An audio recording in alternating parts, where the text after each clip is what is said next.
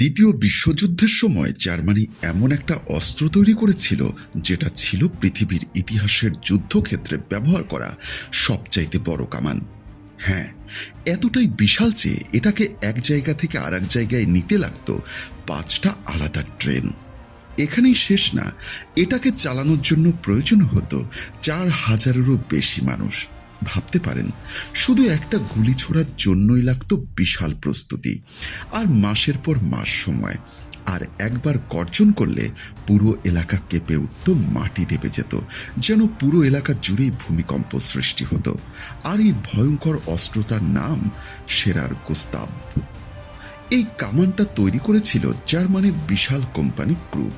তাদের লক্ষ্য ছিল একটাই, এমন একটা অস্ত্র বানানো যেটা দিয়ে দূর থেকে শত্রুর সবচাইতে শক্তিশালী কংক্রিট বাংকার, দুর্গ, এমনকি মাটির নিচে থাকা সুরক্ষিত জায়গাগুলো ধ্বংস করে দেওয়া যায়। সেই সময় ফ্রান্সের ম্যাজিনো 9 আর সোভিয়েতের প্রতিরক্ষা ব্যবস্থা এতটাই শক্ত ছিল যে সাধারণ কামান দিয়ে এগুলো ভাঙা প্রায় অসম্ভব হয়ে দাঁড়িয়েছিল। আর ঠিক সেই অসম্ভব কাজটাকে সম্ভব করার জন্য এই দানবীয় কামান তৈরি করা হয়েছিল। এখন একটু কল্পনা করুন, আপনার সামনে এমন একটা কামান দাঁড়িয়ে আছে যার দৈর্ঘ্য প্রায় 47 মিটার, মানে প্রায় 8টা ট্যাঙ্ক একটার পর একটা দাঁড় করালে যতটা লম্বা হয়। শুধু এর ব্যারেলটাই ছিল 32 মিটার লম্বা, আর এর মুখ এত বড় ছিল যে একটা মানুষের ভেতর দিয়ে সহজেই। এটা শুধু বড়ই না, এর সাইজ ছিল আস্ত একটা বিল্ডিং এর সমান। এর পাশে একজন মানুষ দাঁড়ালে নিজেকে খুবই ছোট মনে হতো, যেন একটা পিঁপড়া বিশাল কোনো দানবের পাশে দাঁড়িয়ে আছে। এই কামানটার ওজন ছিল প্রায় 1350 টন। এতটাই ভারী যে এটাকে সাধারণ মাটিতে বসানো সম্ভব ছিল না। এজন্য বিশেষভাবে 4টা সমান্তরাল রেল লাইন তৈরি করতে হতো। 2টো লাইনে বসতো কামানটা, আর বাকি 2টো লাইনে চলতো সেই বিশাল ক্রেন, যেগুলো দিয়ে এর অংশগুলো বসানো হতো। পুরো সেটআপ ছিল এক ধরনের ইঞ্জিনিয়ারিং, যেটা শুধু যুদ্ধের জন্যই না, বরং প্রযুক্তির সীমা কতদূর যেতে পারে তার একটা জলজ্যান্ত উদাহরণ। এই কামানটা এক জায়গা থেকে আর এক জায়গায় নেওয়া ছিল আরও একটা বিশাল অপারেশন। এটাকে আগে প্রায় 25টা বড় বড় অংশে খুলে ফেলা হতো। তারপর সেই অংশগুলোকে আলাদা আলাদা ট্রেনে করে নিয়ে যাওয়া হতো। এরপর নতুন জায়গায় গিয়ে সেটাকে আবার জোড়া লাগানো হতো। আর এই পুরো কাজটা করতে সময় লাগতো প্রায় 6 সপ্তাহ। ভাবুন, একটা অস্ত্র চালানোর আগে 1.5 মাস সময় লাগে যুদ্ধের মধ্যে। এই সময়টা কতটা গুরুত্বপূর্ণ! এই পুরো প্রক্রিয়ার সময় হাজার হাজার মানুষ কাজ করত। কেউ ট্রাক বসাচ্ছে, কেউ অংশ জোড়া লাগাচ্ছে, কেউ গুলি তৈরি করছে। পুরো জায়গাটা দেখতে অনেকটা একটা ছোট্ট শহরের মতো লাগতো। শুধু একটা কামান চালানোর জন্যই এত বড় আয়োজন। এটাই প্রমাণ করে যে এটা কতটা অস্বাভাবিক ছিল। এটা একটা শুধু অস্ত্র ছিল না, বরং এটা ছিল গোটা একটা সিস্টেম। এখন আসি এর সবচাইতে ভয়ঙ্কর অংশে, এর গুলি। এই কামানটার একটা হাই এক্সপ্লোসিভ, প্রায় 4 মিটার লম্বা, আর ওজন ছিল প্রায় 4800 কেজি। যখন এই সেলটা আকাশে ছোড়া হতো তখন সেটা প্রায় 40 কিলোমিটার দূরে গিয়ে আঘাত করত, আর সেটা যখন মাটিতে পড়ত তখন প্রায় 12 মিটার গভীর গর্ত তৈরি করত। মানে আজ তো একটা ভবন সেই গর্তে হারিয়ে যেতে পারে, এমন শক্তি ছিল এই কামানটার। আরেক ধরনের সেল ছিল যার নাম অর্মর পিয়ার্সিং, আর এটা আরও ভারী ছিল, প্রায় 7100 কেজি। এই সেলটা এমনভাবে তৈরি করা হয়েছিল যেন এটা মাটির গভীরে ঢুকে তারপর বিস্ফোরিত হয়। মানে বাহিরে কিছু না ভেঙে বরং ভেতরে ঢুকে পুরো কাঠামো যেন ধ্বংস করে দেয়।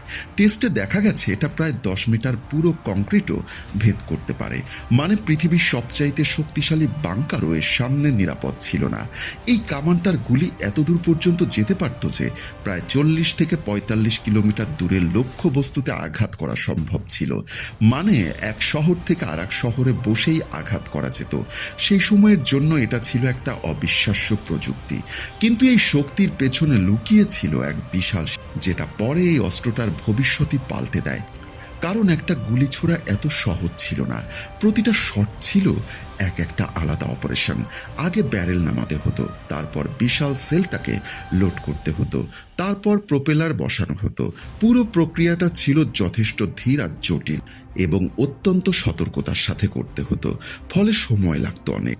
আর যুদ্ধের দ্রুতগতির সঙ্গে তাল মেলানো কঠিন হয়ে যেত। আর যখন এই কামানটা ফায়ার করত তখন তার শব্দ এত জোরে হতো যে অনেকে দূর থেকে তা শোনা যেত। আশেপাশে সব বিল্ডিংয়ের কাজ ভেঙে যেত, মাটি কেঁপে উঠত। অনেক সময় মানুষ বুঝতেই পারতো না যে এটা কি বিস্ফোরণ নাকি ভূমিকম্প। এটা ছিল এমন একটা শব্দ যেটা শুধু শোনা যেত না, বরং অনুভবও করা যেত। আর এই ভয়ঙ্কর কামানটা ব্যবহার করা সেভেস্তেপোল অবরোধের সময়। সেখানে সোভিয়েতদের শক্তিশালী প্রতিরক্ষা ব্যবস্থা ভাঙার জন্য এই দানবকে ব্যবহার করা হয়। একটা সেল গিয়ে আঘাত করেছিল মাটির নিচে থাকা অ্যামুনেশন ডিপোতে।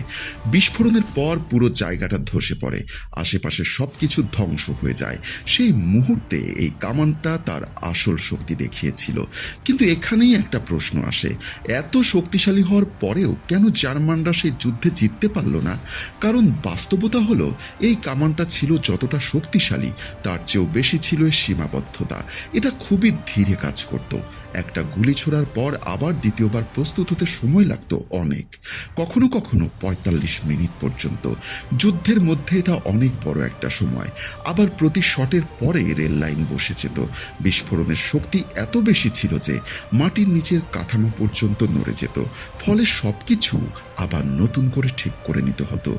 সময় নষ্ট হতো, পুরো সিস্টেম থেমে যেত।